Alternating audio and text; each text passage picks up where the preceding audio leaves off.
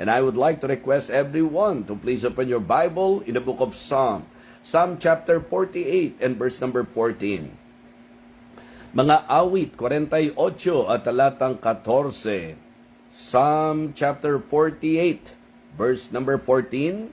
Ang sabi po ng talata, "For this God is our God forever and ever. He will be our guide even unto death." Again, for the second time, Psalm chapter 48 verse number 14 only. "For this God is our God forever and ever. He will be our guide even unto death." Let us go to the Lord in prayer.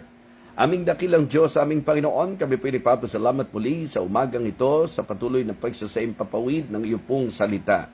Dakilang Diyos, kailangan ko po ng iyong gabay, partikular ng karunungan na nanggagaling sa iyo upang aking pong maibahagi ang iyong salita ng maliwanag sa bawat isa po sa amin. Thank you so much sa amin pong mga regular viewers, and thank you for always praying, for always blessing us through this ministry. Heavenly Father, I pray that you will continue to guide me, to fill me with your Holy Spirit as I share your word. May you bless each and every one of us this morning, Heavenly Father. For all of these things I ask and pray in Christ's most holy name. Amen. Amen. Okay, pasensya na po tayo sapagkat katulad ng sinasabi ko sa inyo, sa akin pong adjustment, medyo physically, may mga ilan tayong laban. But I believe and I trust the Lord that He will continue to help me para maging blessing po, particular sa ating mga taga-subaybay dito po sa ministeryong ito. So according to our text, "For this God is our God forever and ever. He will be our guide even unto death."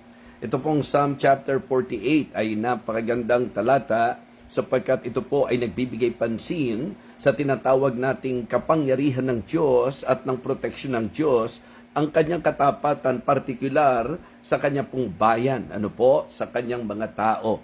Makikita nyo po na dito po sa talatang ito, especially doon sa opening ng ating pong talata, na pinapupurihan po ng psalmist ang ating Panginoon Diyos. Ito po yung masasabi po nating dapat attitude na taglay ng bawat isa ng mga tunay na nasa Panginoon.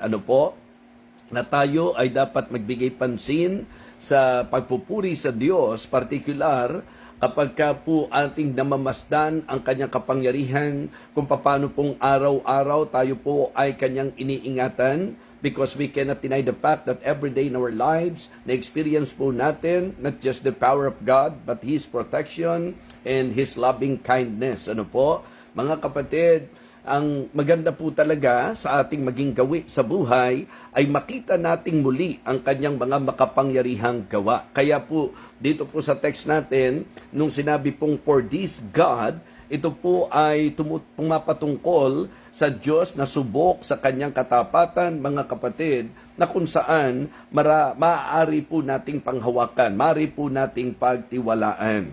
So, hindi lang po niya basta sinabi, mga kapatid, na talagang Diyos, kundi tukoy na itong Diyos, ang sabi po ng ating pong teksto. It is the God who has defended His people, mga kapatid. Kumbaga, siya po yung Diyos na nanananggalang, nag-iingat, nangangalaga, nagprotekta, at masasabi nating pinapahayagan niya ng kanyang pag-ibig at ng kanyang pagmamahal. So kaya dito po tayo iikot sa ating pag-aaral, because nung ako po ay nagbubulay para sa mensahe, kasi ganun po ako dahil hindi po ako basta makatulog kaagad, particular sa ginagawa ko pong adjustment ngayon. So meron po akong mga meditation sa mga talata na medyo alam ko na po, and then humihingi ako sa Diyos ng tinatawag nating guidance at wisdom para makapagbigay po ng mensahe. And you know what? Ang ating pong pag-aaral ito, sa paniniwala ko po, ay gagamitin ng Panginoon upang kapag tayo po ay medyo struggling, marahil po may mga sitwasyon po tayo na hindi ganun kadali, mga kapatid, yung maalala po ba natin na ang isang magandang gawi natin bilang mananampalataya ay ang lagit-lagi tingnan ang naging patunay ng Diyos sa ating buhay at maganda pong sumesentro tayo sa mga bagay na dapat isineselebrate natin patungkol sa klase ng Diyos na meron tayo. I would like to entitle the message of the Lord this morning, Let God Lead the Way. Let God lead the way. We cannot deny the fact that in this world, tayo po ay nasa ating journey. Tayo po ay nasa ating paglalakbay. And again, it is good to be reminded, folks, about the goodness of God in our lives, particular sa mga panahon na po na tayo po'y naglakbay. At siguro po mga kapatid, sa bawat isa na nandirito, kung magiging honest sa ating mga sarili, no one can deny kung gaano po kabuti ang Panginoon and sa maraming pagkakataon kung paano na niya pinatunayan ang kanyang sarili sa bawat isa po sa atin. So let God lead the way. Ang linaw po sa ating pong teksto. Ang sabi po ng ating talata, for this God is our God forever and ever. He will be our guide even unto death. Sa paglalakbay po natin, sa realidad ng buhay natin bilang mga mananampalataya, hindi ba napakainam na ito po ang ating matutunan? Na ipaubaya po natin sa Diyos ang ating pong lakad. Na ipaubaya po natin sa Panginoon ang pangunguna sa ating pong buhay. Mga kapatid, if you will study the Word of God, particular sa storya ng mga tao na inilahad po sa atin, makikita nyo po na ang mga napasama ang kwento ng kanilang buhay, ang mga nasira, ang kanilang pong daan, lakad sa buhay, ay ang mga hindi po tumalima o sumunod sa Diyos. So, I would like to lead everyone this morning to the message that will remind us na tayo po ay dapat sumunod sa pangunguna ng Diyos sa ating buhay. Kaya nga po, makinig po tayong mabuti, mga kapatid. At kung sakali po na sa mga tatalakayin ko po ngayong umaga, tayo po ay mapapaalalahanan. So, it is good to somehow maging totoo po tayo sa ating sarili. That is actually the advantage na meron tayong Word of God, mga kapatid, sapagkat sa leading ng Panginoon, we cannot deny the fact that His Word is very important sapagkat ito po ang nagbibigay liwanag sa usapang landasin at lakad ng mga mananampalataya. Thy Word is a lamp unto my feet and a light unto my path. Yan po ang sinasabi ng Bible sa Psalm chapter 119 and verse number 105. Hindi po ba? Yes, na ang salita mo, sabi po ng psalmist, Thy Word is a lamp unto my feet and a light unto my path. So yan po ang turo sa atin. Kaya nga sinasabi ko po that we cannot deny the fact that the Word of God is very important for us to know the leading and the guidance of God in our lives. Again, let God lead the way. Ito po ang gusto nating makita ng bawat isa sapagkat ang Psalm chapter 48 ay isinara po ng psalmist dito po sa pagsasabi sa talatang ito. For this God is our God forever and ever. He will be our guide even unto death. Now, tumukoy na po tayo ng ilang mga magiging puntos natin sa ating pag-aaral. I would like to share with you now the points that the Lord gave me dito po sa ating mensaheng, Let God Lead the Way. Number 1, when the road is uncertain, let God lead the way. Let God lead. Kapag tayo po, mga kapatid, ay nasa kalagayan na wala tayong katiyakan para po tayo ay magkaroon ng maayos na lakad, mga kapatid, let God lead the way. When the road is uncertain, sa buhay po natin, isa sa bagay na nagiging struggle po natin yan. Kapag tayo po'y walang katiyakan, walang kasiguruhan. Kaya nga, it is always good to be reminded sa sinabi po ni King Solomon, Trust in the Lord with all thine heart, and lean not unto thine own understanding. In all thy ways acknowledge Him, and He shall direct thy path. So, ito po, mga kapatid, mula pa noon hanggang ngayon, I can say, na talatang po pwedeng maging lagi-lagi paalala po sa atin. When the road is uncertain, let God lead. Kapag ka po ang ating pong lakad ay hindi sigurado, hayaan nyo pong pangunahan po tayo ng Panginoon. At ito pong i-apply natin. Okay, Proverbs 3, 5, and 6. Trust in the Lord with all thine heart, and lean not unto thine own understanding. In all thy ways acknowledge him, and he shall direct thy path. Remember Jeremiah 29:11? For I know the thoughts that I think toward you, said the Lord, thoughts of peace and not of evil, to give you an expected end. Mga kapatid, we may be uncertain about tomorrow, but God is never uncertain about our tomorrow. Diba? About tomorrow. Remember the song? Diba? Sapagkat alam ng Diyos ang ating bukas. Sensya na po. Yes. Okay? Alam ng Diyos ang ating pong bukas. God being all-knowing, even His plan, it is already clear, mga kapatid. Ang Diyos natin na nakakaalam ng lahat ng bagay, alam kung ano ang marapat sa atin. Kaya ang dapat pagtiwalaan natin siya ng lubos, mga kapatid. At ito nga po ipapakita natin sa kalagayang pababayaan natin na siya ang manguna. When the road is uncertain, okay? Pagka po wala tayong kasiguruhan sa isang bagay. Kasi minsan apektado po tayo ng concept na ibinigay po sa atin ng tao. 'Di ba? Halimbawa raw po, life itself is a gamble. 'Di ba? Parang ang buhay daw po ay pakikipagsapalaran. Mga kapatid, yan po sa pangkalahatan ay maaaring maging totoo kung hindi mo ipapasok ang Diyos sa ating buhay o sa kwento ng ating buhay. Pero kapag ka po ang Diyos ang ating pong sinentrohan sa ating buhay, mga kapatid, tayo po ay may katiyakan sapagkat sa Diyos ay may katiyakan. Amen? So, mga kapatid, hindi po pwede na Kristiyano ka tapos titingnan mo pa rin na ang buhay natin ay buhay pakikipagsapalaran. No! Mga kapatid, para tayo po ay maging certain sa ating pong lakad, sa ating pong buhay, let God lead the way. Hayaan niyo pong pangunahan po tayo ng Panginoon. Huwag po tayong magmarunong sa Diyos, mga kapatid. Kasi lagi ang ipinapaalala natin bilang tao po, hindi po pwedeng panghawakan ang isip natin, ang karunungan natin, sapagkat sinabi nga po ni Solomon, di po ba, magtiwala tayo ng lubos sa Panginoon.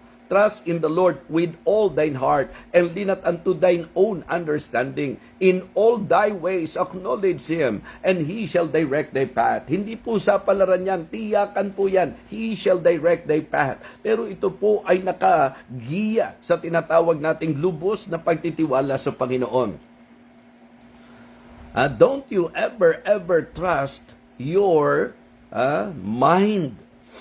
Yung ating pong human wisdom. Ang sabi po, there is a way which seemeth right unto a man, but the end thereof are the ways of death. Meron pong daan na tila matuwid sa mata ng mga tao, ngunit ang dulo po nito ay kapahamakan. Si Solomon din po ang nagsabi niyan.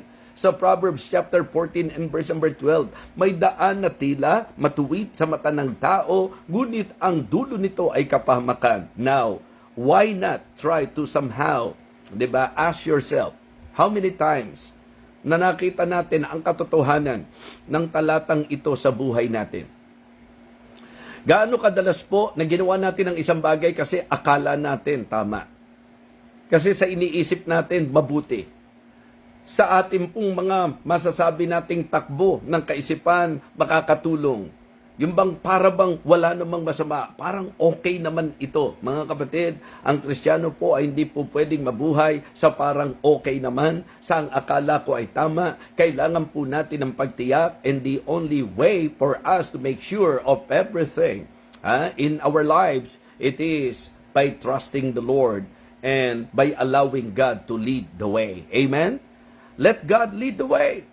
So if the road is uncertain, let God lead, mga kapatid. He knows the future. Yan po ang Diyos natin. Alam niya yung nilalakaran natin. Alam niya yung dinadaanan natin. Kaya marapat na tayo po ay humakbang na sumusunod sa direksyon ng Diyos sa ating buhay. Mga kapatid, if the road or when the road is uncertain, let God lead. Okay? Let God lead the way when the road is uncertain. Number 2, when the road is uneasy. Kapag ang lakbay po natin ay hindi madali, di ba?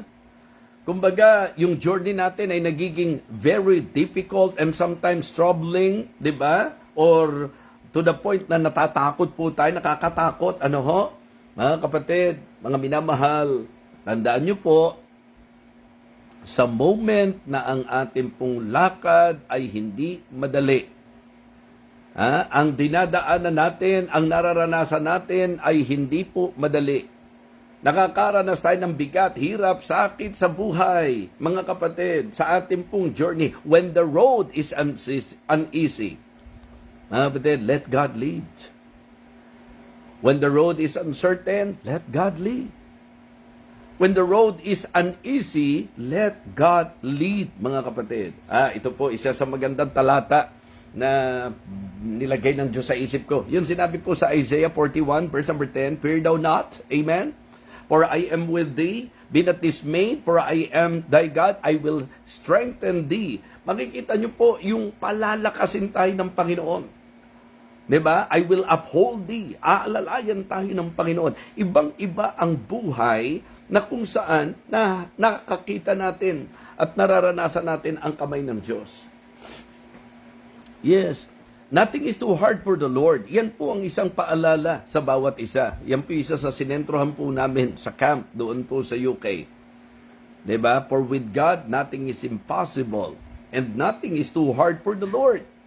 So when the road is uneasy, if you are experiencing problems and encountering, di ba, great battle in your life, if it is not easy for you na magpatuloy, let God lead the way. Hayaan po natin na pangunahan tayo ng Diyos. Alamin natin kung ano po ang masasabi nating gabay ng Panginoon sa atin. Ang sinasabi ng Panginoon sa atin. I remember, mga kapatid, sa Psalm 46, verse number 1, sinabi po, God is our refuge and strength, a very present help in trouble. Amen? When God is uneasy, when the road is uneasy, let God lead the way. What is number 1? Sa mga nakikinig po natin, sa mga taga-subaybay po natin, ang ating pong mensahe, pinamagatan po nating let God lead the way. When the road is uncertain, let God lead. When the road is uneasy, let God lead. So, I will encourage you this morning to somehow meditate the whole chapter, Psalm chapter 48. And then, makikita nyo po, mula sa opening, na ito po ay masasabi nating pasasalamat, saya ng salmi, sapagkat nakita niya ang kadakilaan ng Diyos, ang kapangyarihan ng Diyos, ang mga masasabi nating proteksyon ng Panginoon sa ating pong buhay. So, yun yung mga dapat na-appreciate din po natin. At sa pagsasara po ng talata, di ba? Sinabi po niya, for this God is our God forever and ever. He will be our guide even unto death. So, mga kapatid, mga minamahal, kamusta po ang ating lakad? Kamusta po ang ating mga buhay? So, sa ating pong mga unang tinatalakay pa lang, maganda na po na tayo po'y mapaalalahanan.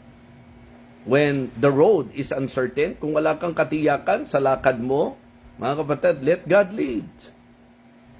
Diba? Diyan sa dinadaanan mo, diyan sa nilalakaran mo, kapag ka ikaw ay walang katiyakan, mga kapatid, panahon na yan para tayo po ay magising sa katotohanan that we need to let the Lord lead the way. When God is uncertain, let God lead.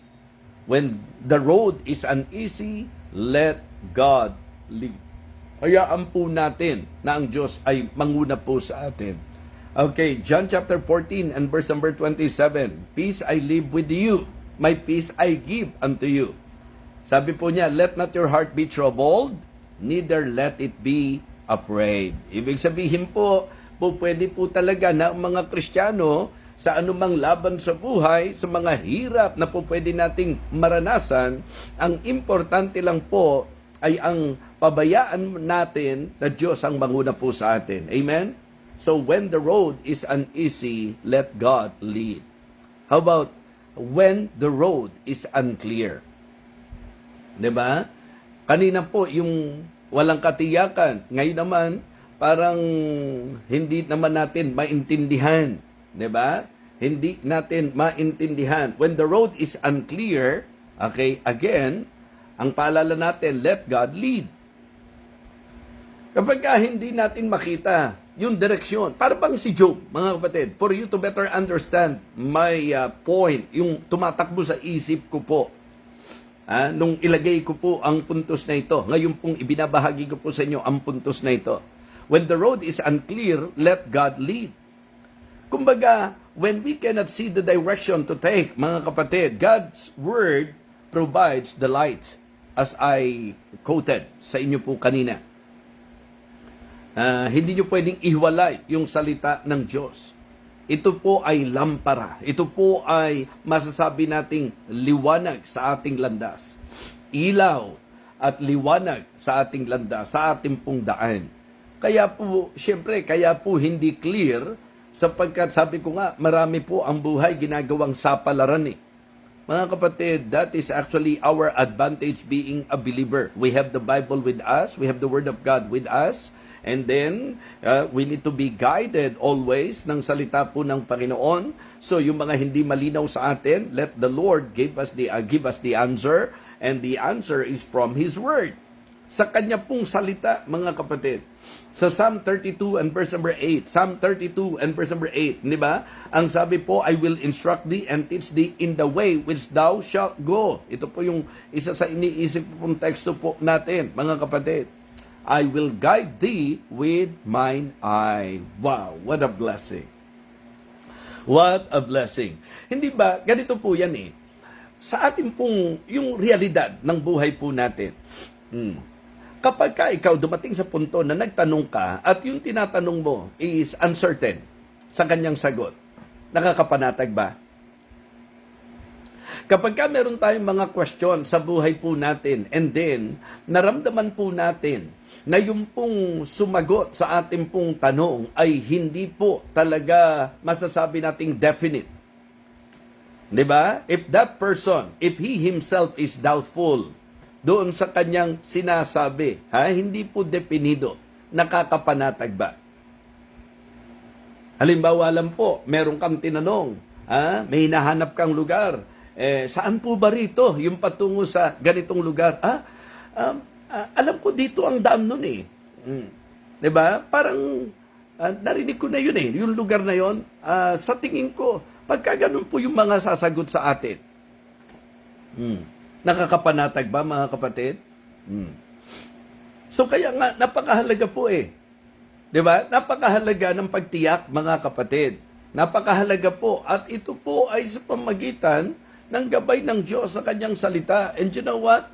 The Word of God is certain. And God Himself is certain sa kanyang lakad. Tingnan niyo po, dalawang bagay po na magpapatunay na ang Diyos natin ay tiyak at klaro sa kanya pong direksyon sa buhay ng bawat isa sa atin. Okay? Thy word is a lamp unto my feet and a light unto my path. Iyan po ang sabi ng psalmist. So kaya, nung sinabi naman po ng Panginoon Diyos mismo, for I know the thoughts that I think toward you, said the Lord, thoughts of peace and not of evil, to give you an expected end. Ang ibig sabihin, anuman po ang daanan natin, anuman po ang maranasan natin, if that road is leading to the direction of God, whether sometimes unclear, kailangan lang pong pagtiwalaan po natin ang Panginoon. Because God is very definite sa kanyang plano, sa kanyang mga anak. And the reason why we can really trust the Lord, it is because of the fact that our God is all-knowing. Alam niya ang kanyang ginagawa. Alam niya kung saan niya tayo dinadala, mga kapatid. May mga pagkakataon na para pong, yun nga, yung wala tayong katiyakan. May mga pagkakataon na parang hindi magaan ang ating pong dinadaanan. May mga pagkakataon na parang, ang labo yata. Di ba? Parang hindi mo matanaw. Sabi ko nga, the good example is Job. Na talagang kahit saan siya sumuling, parang hindi niya makita ang liwanag. Pero ang importante po, alam niya na alam ng Diyos kung saan siya dadalhin.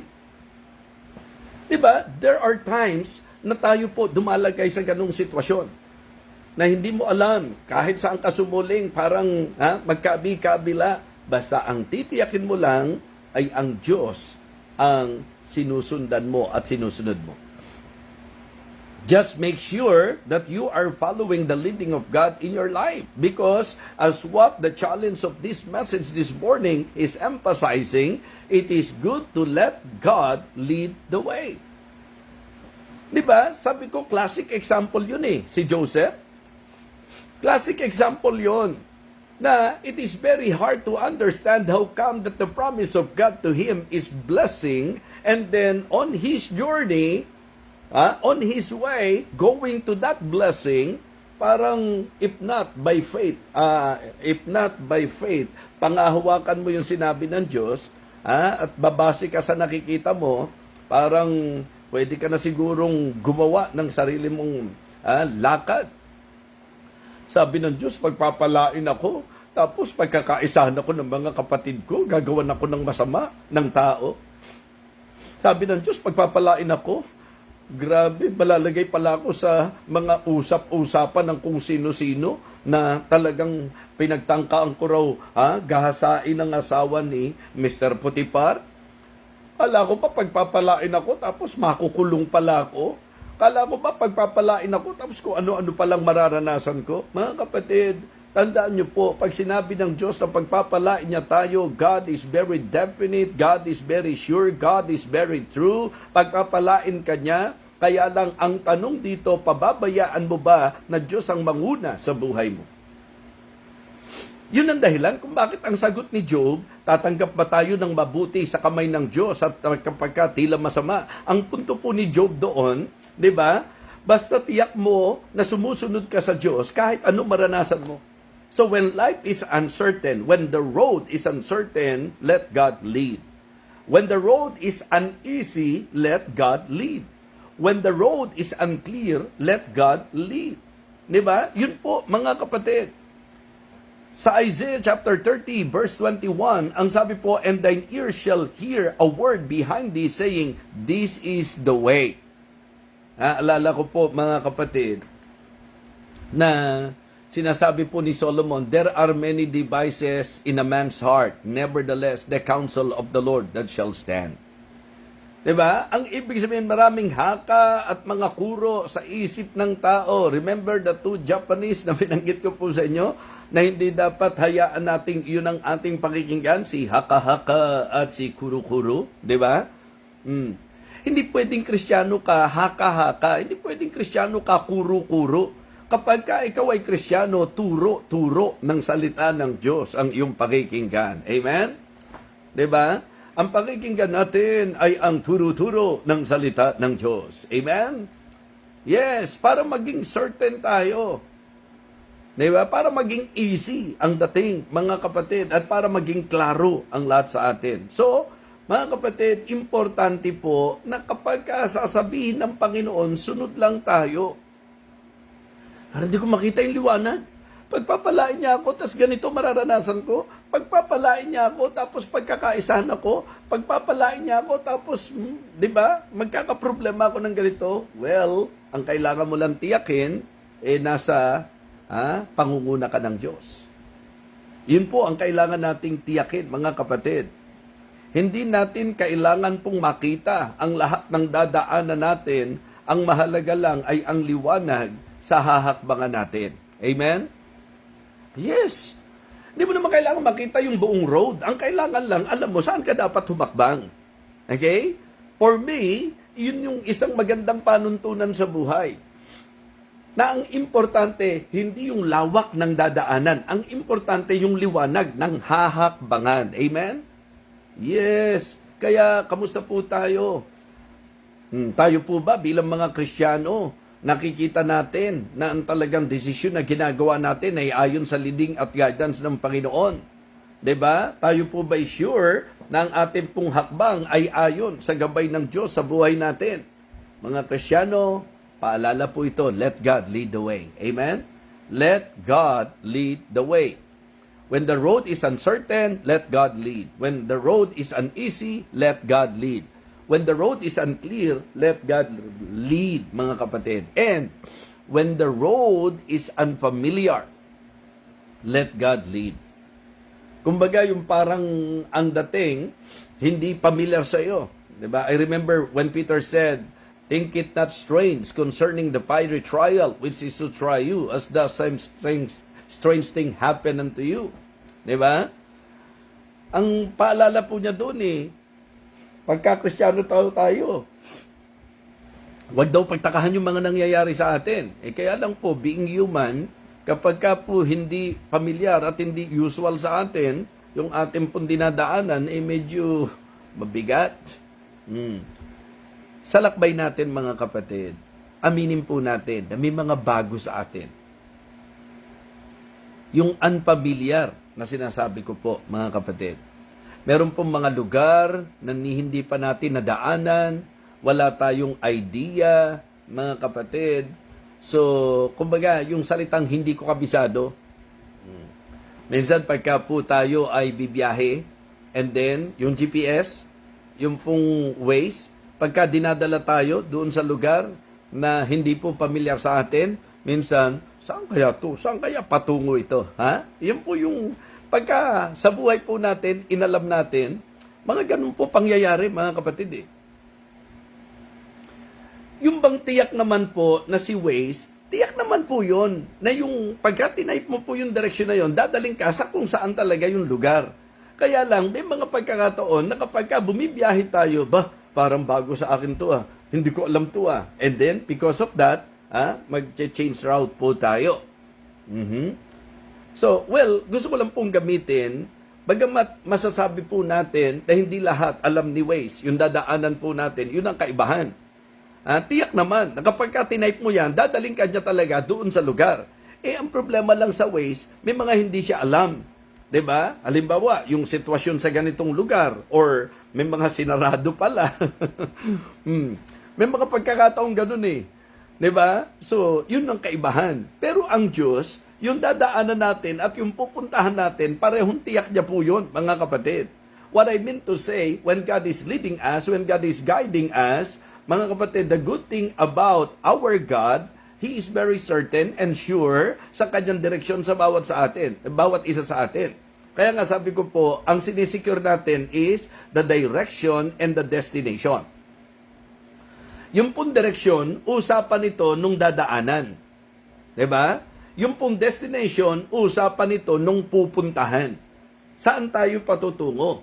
And the good thing about our God, sa usapang direksyon at sa usapang destinasyon, pareho pong certain po yan. 'Di ba? And very definite ang sinabi ng Bible. For I know the thoughts that I think toward you, saith the Lord, thoughts of peace and not of evil, to give you an expected end. Kaya maging buhay man ni Joseph yan, mga kapatid, alam ng Diyos yung dadaanan niya. Buhay man po yan, mga kapatid, ni Job, alam ng Diyos. Alam niya kung ano yung dadaanan niya. Pero, ang napakaganda po, ano man ang dadaanan po natin, sa gabay at pangunguna ng Diyos, tiyak tayo sa patutunguhan natin. Amen? We are very sure. Because our God is very definite and certain sa kanyang plano sa buhay ng bawat anak niya. So kaya sabi ko po, there are times, kung magiging totoo tayo, ang mga pangyayari hindi madaling maintindihan. Kaya nga ang usapan po ng buhay sa Panginoon ay usapan ng pagtitiwala. Usapan ng pagtitiwala po yan. As long as you are sure and certain that you are following the leading of God in your life, you can be confident that God knows, 'di ba? Kung ano po ang kanyang plano sa buhay ng bawat isa. So when life is unfamiliar, when the road is unfamiliar, let God lead. Naalala niyo po yung sinabi ng Psalm 37 sa verse number 23, At ilang pang mga talata, mga kapatid. Psalm 37, the steps of a good man are ordered by the Lord, and he delighteth in his way. Though he fall, he shall not be utterly cast down, for the Lord upholdeth him with his hand.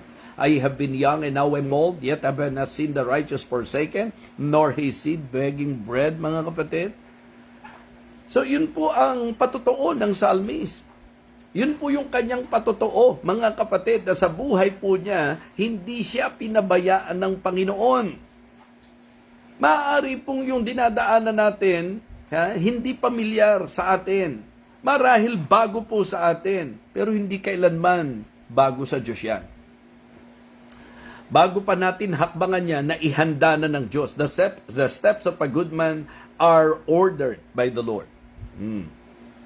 So kaya, just continue on. Mga kapatid, wag po yung pagka nahirapan tayo, pag nasaktan tayo, pagka po meron po tayong mga sitwasyon sa buhay na tila hindi maganda, as long as you are sure and definite na talagang yan po ang gabay ng Diyos sa iyo. Tuloy lang, let God lead the way, sapagkat sa kaduluhan ng lahat, masasabi natin na talagang God is great. Diba? Great is the Lord and greatly to be praised in the city of our God, in the mountain of His holiness. Beautiful for His situation, the joy of the whole earth is Mount Zion on the sides of the north, the city of the great King. Great is the Lord and greatly to be praised. Diba? For our God, for this God is our God forever and ever. Amen? And He will be our guide even unto death. So when the road is unfamiliar, kanina, uncertain, uneasy, mga kapatid, unclear, unfamiliar. Okay, eto naman, sa panghuli natin, when the road is unending. Yung parang tingin mo, ang haba naman ng biyahe. Parang walang tapos. Yun po yung naranasan namin eh. Nung kami po ay nasa London at bumiyahe kami patungo sa campsite, mga kapatid, para bang walang katapusan ang biyahe. Gusto kong gamiting ilustrasyon yan. Kaya lang, alam nga naman pong wala talagang katapusan yon. 'Di ba? Siyempre po, meron pong katapusan. Ang problema lang, minsan kapag ka nahahaba na tayo sa paglalakbay, ang human tendency, mainip. Kaya shout out sa mga nakasama ko sa biyahe patungo sa camp. Kantahan po kami doon. Gawa ka lang ng mga way na kung saan may enjoy mo ang lakbay kasama ang Panginoon. Amen? Yes. Mga kapatid, when the road is unending, let God lead. Basta sunod ka lang. Diba? When the journey seems long, remember that God has promised to guide us even unto death. Yun po yung sinabi ng talata natin eh. Diba? For this God is our God forever and ever, and He will be our guide even unto death. Naalala niyo po yung Psalm 23? Nung kami po ay nasa Blessed Hope. Isa sa chapter na madali po namin na memorize ay ang Psalm chapter 23. Yung the Lord is my shepherd, I shall not want, di po ba? So, yun po.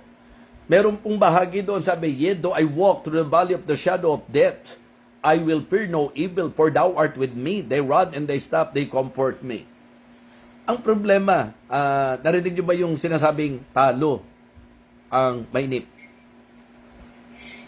Yes. Yun po ang nagpapahirap sa buhay, mga kapatid. Yung po bang nakadepende tayo sa comfort natin? So, importante po na ang ating pagtiyak na ang Diyos ang nanguna sa atin, hindi po pwedeng walang katapusan. Ngayon, kung ang tingin mo, ang iyong daan ay walang katapusan, let God lead. Sunod lang po tayo, mga kapatid. Ang importante kasi gaano man kahaba ang lakbay, may pinangahawakan tayo, I will never leave thee nor forsake thee. Yun ang sinabi ng Panginoon. Di ba? Gaano man kahaba po ang lakbay sa buhay nating ito, mga minamahal, ang importante po ay yung katiyakang kasama po natin ng Panginoon. So when the road is unending, let God lead, mga kapatid. Let God lead the way. May mga dadaanan po tayo, meron pong mga lakbay na parang nakakainip sa atin bilang tao, pero ang Diyos po ay nag-ooperate hindi sa panahon natin, kundi sa kanyang panahon. Di ba lagi nga natin sinasabi that God will make everything beautiful in His time. Yun po ang ating dapat panghawakan. Alam ng Diyos, maging ang panahon, hindi lang ang daan, hindi lang ang plano, pati panahon, kasado po yan sa ating Panginoon. So let God take the lead, mga kapatid. Let God lead the way. Just follow. Just follow the Lord, the leading of God in your life. Ang ganda-ganda po nung sinabi, di po ba? For this God is our God, He will guide us all the way, mga kapatid, home. He will guide us even unto death. Yun po yung pinupunto ko po sa bawat isa. Yung pong mga puntos natin, practical po yan eh. Samantalang ako po ay nagkukonsider ng realidad sa buhay po natin. Kasi po, pagka po pinag-usapan natin yung leading ng Diyos, alam ko po na bawat isa po sa atin ay mag-a-agree na talagang alam ng Diyos ang kanyang ginagawa. Kapag ka po pinag-usapan natin, marami po sa atin sang-ayon naman na alam ng Diyos ang kanyang ginagawa. Kaya nga ang isang katotohanan na natutunan natin, pag ang Diyos ang pumayag, huwag tayong pumalag. Hindi po pwedeng mangyari ang isang bagay na papahintulutan ng Diyos nang wala po siyang plano, mga kapatid. I am very sure that before anyone else, before na ang lahat mangyari sa buhay natin, alam ng Diyos, mga kapatid. Kaya nga sabi ko po, yung mga pinuntos ko sa inyo, particular, na hindi ako mahihirapan na maisip ito sapagkat ang tiningnan ko po yung realidad ng buhay. Na kung ang pag-uusapan, lakad natin, buhay natin, daan po natin, sometimes uncertain, sometimes, mga kapatid, uneasy, unclear, unfamiliar, and may mga panahon na parang ang haba, parang walang katapusan, unending. Kaya dito ako nag-dwell, mga kapatid. In fact, nung ikinonsider ko po ang magandang talata, sabi ko po sa inyo kanina, ang isa sa ikinukonsider ko po, yung sinabi ng Psalm chapter 32, mga kapatid, yung sa verse number 8, kasi magandang text din po ito eh. Ito po talaga ang unang pumapasok sa isip ko. Yung I will instruct thee and teach thee in the way which thou shalt go. Diba? Ito po yung magandang talata sa usapan ng ating pong mensahe na let God lead the way. I will guide you with mine eye. So, let God lead the way. So, importante po na yung realidad sa buhay. Iyon yung mga pumasok sa isip ko na sabi ko, kailan ba tayo talaga nahadlangan? Kailan ba tayo talaga naapektuhan? O, umamin po tayo. Hindi ba kapag may mga pagkakataon na ang tingin natin wala naman tayong katiyakan sa ating ginagawa, mahirap nga talagang magpatuloy kapag uncertain po tayo. Kaya lang, pagka po ang Diyos nag-lead sa atin sa daan, mga kapatid, tiyak po yon. Alam ng Diyos ang kanyang ginagawa, mga kapatid. So, kaya when the road is uncertain, let God lead. When the road is uneasy, sino po sa atin ang hindi nakaka-relate?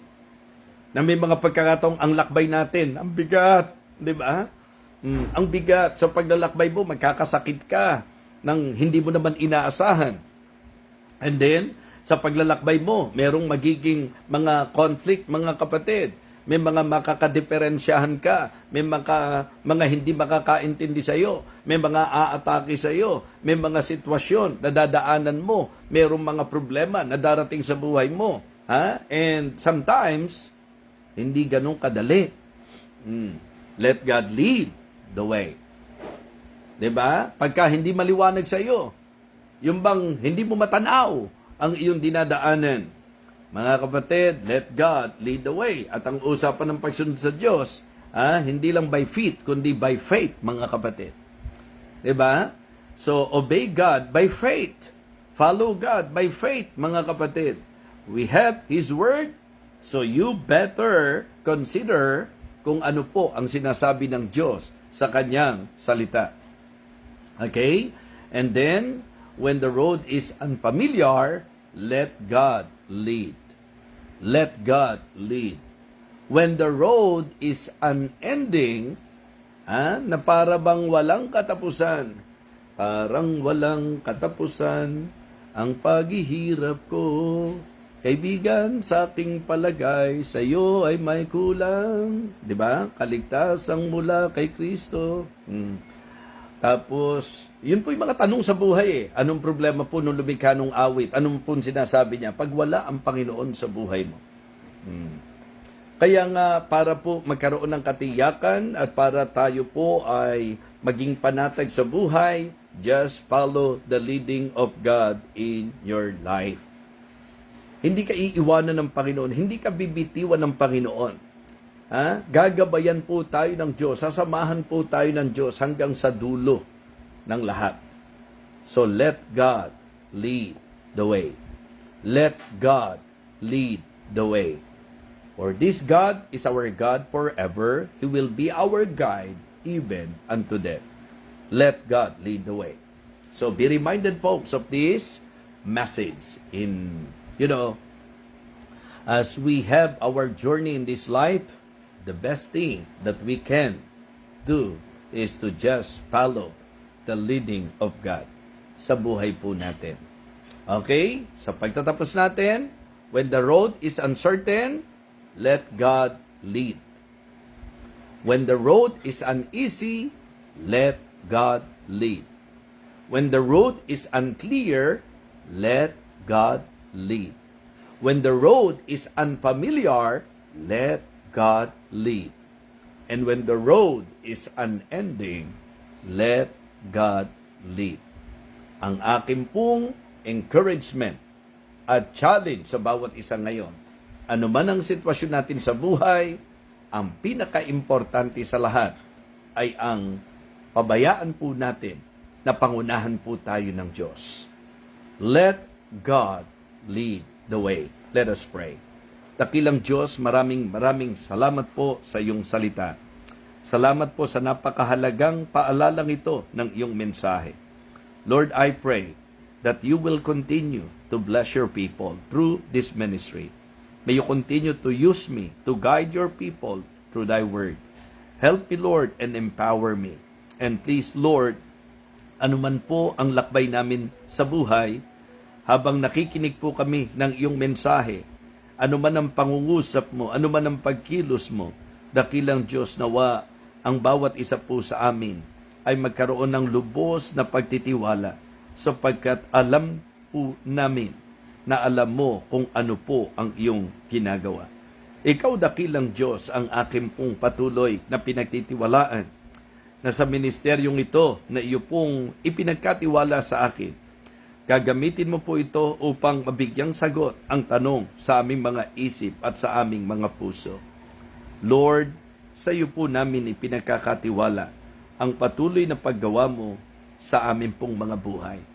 Muli po, aming Ama, salamat po sa ministeryo ng Believers Breakfast. Salamat din po sa mga patuloy na sumusubaybay sa ministeryong ito.